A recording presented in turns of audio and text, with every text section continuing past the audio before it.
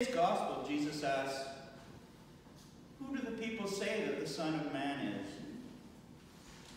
But first, if we cast a glance back at the Gospels of the past 2 Sundays, we will remember that we heard 2 miracle stories, and I would say for Christians, well-known gospel passages.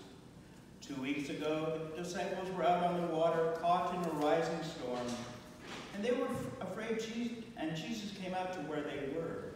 Jesus was walking on the water. And the disciples, in their fear, at first did not recognize Jesus until Jesus identified himself. And then Peter called out to Jesus, and he also attempted to walk on the water and walk out to Jesus. And Jesus had to reach out and save Peter when Peter lost his faith and began to sink. And Jesus chides him for his loss of faith. And then finally Jesus and Peter get into the boat where the other disciples are. They are amazed at what they have seen, this man walking on the water. And they exclaim at the end of this reading, "Truly, you are the Son of God." Now I think it is important to note here, for his and for our sakes, that though Jesus scolded Peter for his fear or little faith, Peter was not excluded from the disciples, as we hear today in the reading.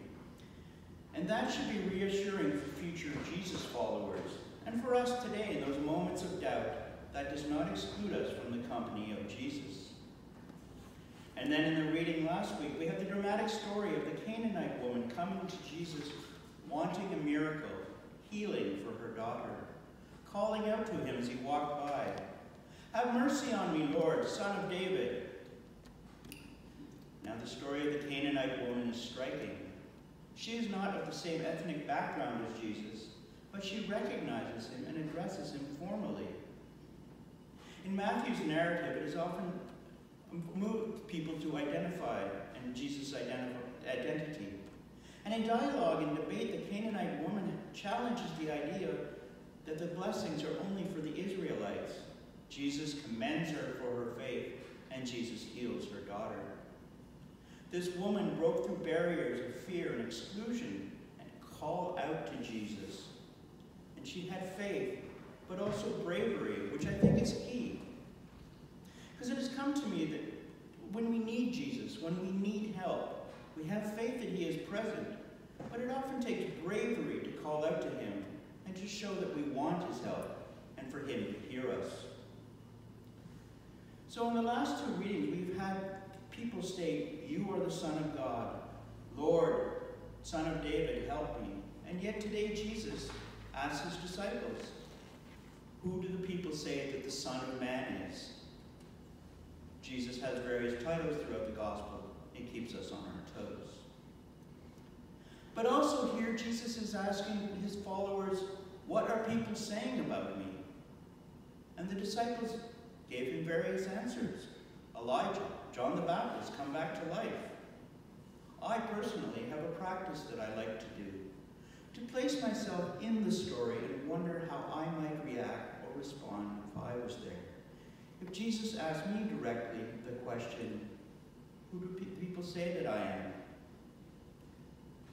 But Peter replies, "You are the Messiah, the Son of the living God." And Jesus praises Simon Peter for his answer, announces that Peter is the rock upon which he will build his church. The universal church for which for over 2,000 years has witnessed to the Messiah, Son of the living God, including this church here.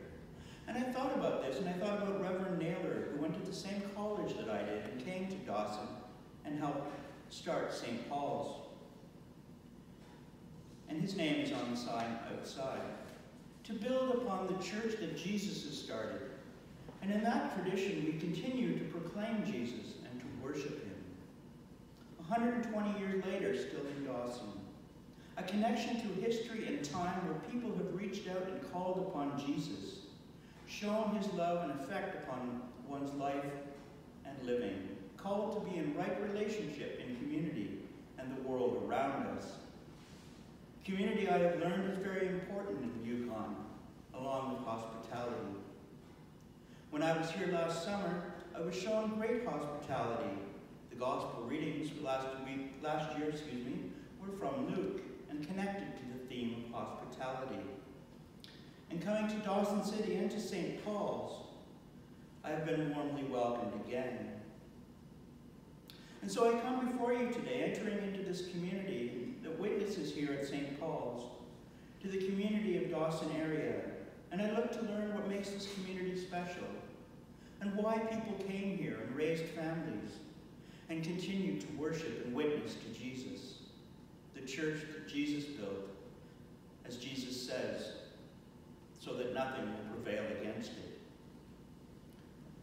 There's a storefront downtown which has a display mentioning that in the light of COVID in these challenging days, the many things throughout the history that the community of Dawson has survived. And I imagine that it takes faith and community to persevere. A place for discipleship, a community where we answer Jesus' question, who do you say that I am? But also in this time, to others.